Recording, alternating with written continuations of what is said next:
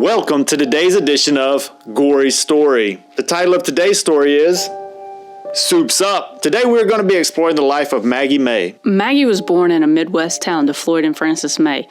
They lived a quiet life as farmhands living on the corner of a cotton field. Floyd was in charge of maintaining all the farm equipment on a daily basis. On the evening of Maggie's 10th birthday, her mother sent her out to fetch her father that had been called to the far corner of the field to unjam a harvester. Seems a gardening utensil that one of the hands left laying around had become jammed in the blade. Floyd had the driver crank the machine and engage the blade. Just as he reached in to remove the utensil, Maggie yelled for him, startling the driver. The driver accidentally engaged the drive and the tractor lunged forward, impaling the harvester prongs deep into the abdomen of Maggie's father. As she watched in horror, the driver from the machine run into Floyd. However, he had left the tractor running and moving slowly toward the wall with Maggie's father fighting to free himself. Maggie yelled for her father repeatedly. Just as her father's back hit the side of the barn, he yells for the driver, "Get her out of here!" The man picks Maggie up and runs with her, watching in horror as her father is pushed through the side of the barn as it collapses around him. She loses sight of her father as the dust from the imploding building takes hold of the evening sky. She squirms and wiggles, attempting to get free from the man.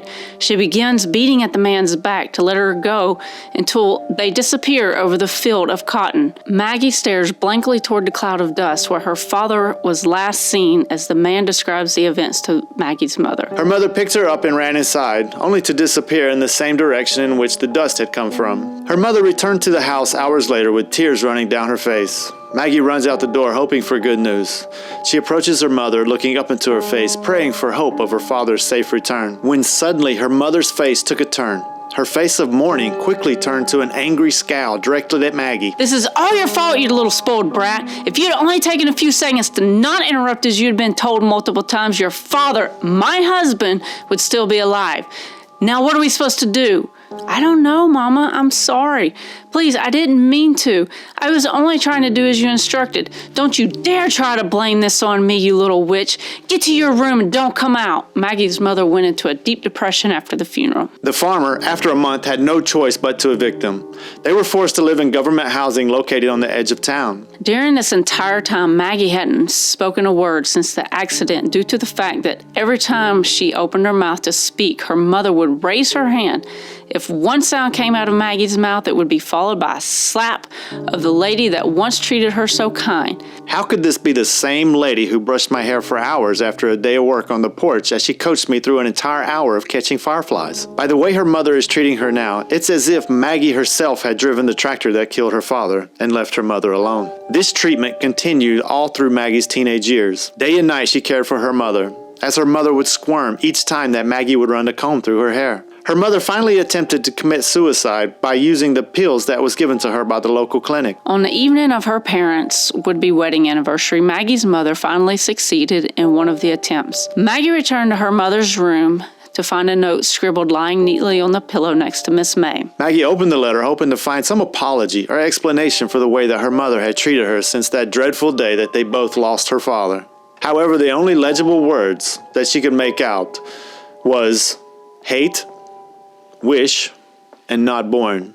Maggie suddenly realized that her remorse for the loss of her mother soon turned into relief. Relieved she would no longer be looked upon by the face full of anger and hate. Maggie runs out the door and down the street to a phone booth and notifies the authorities. The officer for the court took Maggie to a temporary foster home. It was an odd atmosphere to Maggie. People were actually smiling and happy to see one another. The lady took Maggie in for a bath and she began to comb her hair as Maggie lay in the tub. She began to tell Maggie about the school she would be attending and described the rules of the house, including curfew. Maggie never spoke a word. She only nodded and smiled as the soft-spoken lady described her life. She had high hopes for her new life, but in the back of her mind, she knew it could change in a swift moment. And it did. Only 2 days after being left with the foster family, the officer of the court came back to the home and instructed Maggie to pack her things, as they had found that her father had a brother in Illinois. Maggie was full of excitement about meeting other family members, although she didn't recall her father mentioning anything about a brother. Surely, if it was my kind, sweet, loyal father's brother, then he must be at least somewhat as kind. Maggie is finishing her schoolwork as a voice from the drive calls out, "Maggie, Could you come out here, please? Maggie runs to the door and notices a tall, handsome, resembling his father standing in the drive, looking very polished and proper.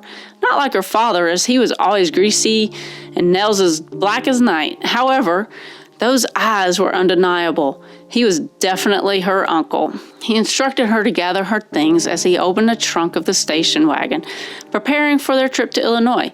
Suddenly, excited about what might lie ahead, she dreamed of maids, fancy dresses, ballroom dances. She had only heard stories of such lifestyles. Could this actually be the life she would have now? They pulled into the long drive. Apple trees all on the sides, just like the picture. The cars come to a stop just under the awning. Her uncle gets out of the car, opens the door. Grab your things and I will show you to your room. They walk into the house and he points up the giant stairway. You will be upstairs in the room next to mine.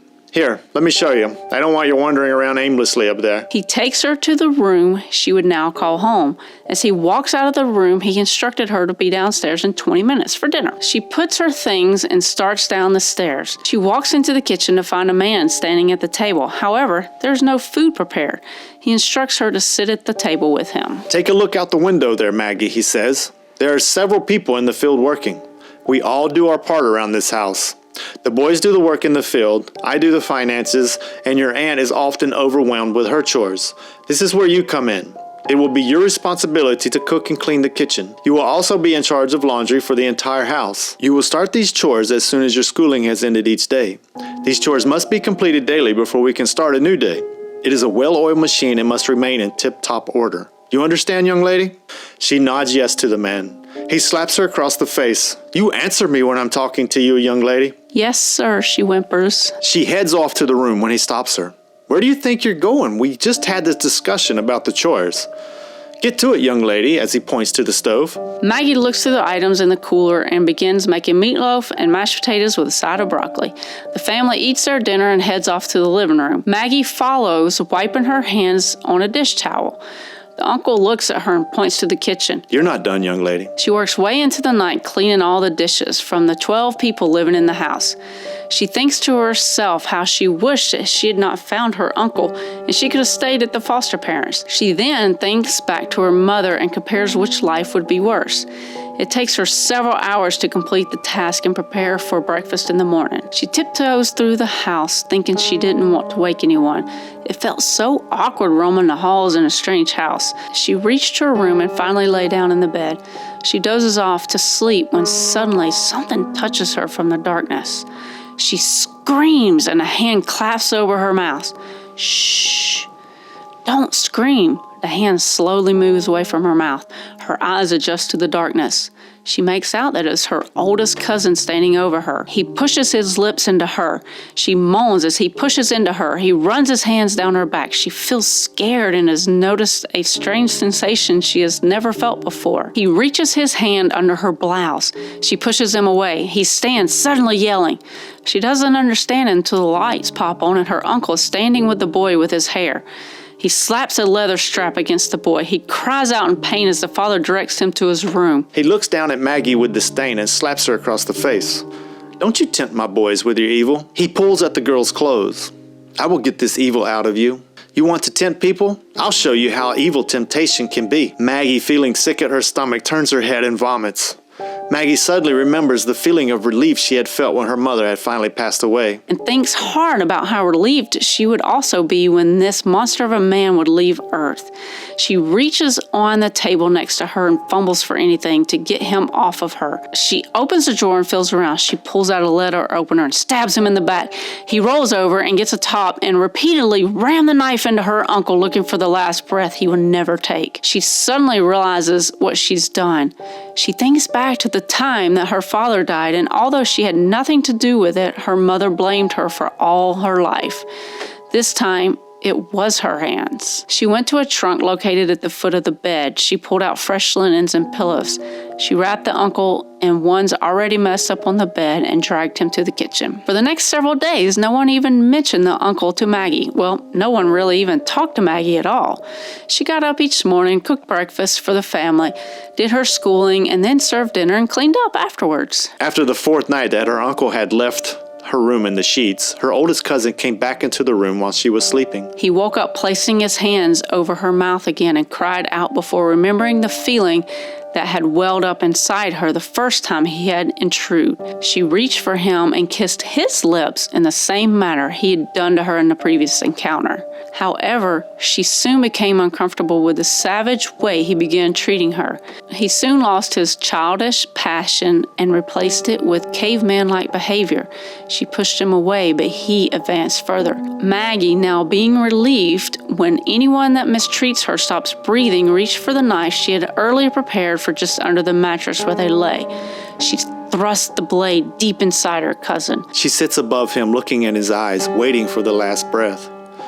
When suddenly, his chest stops moving up and down, she wraps him in the sheets and drags him also to the kitchen. The next day, she prepared the meals as she had done every day. She cleaned the laundry. She even completed her schoolwork.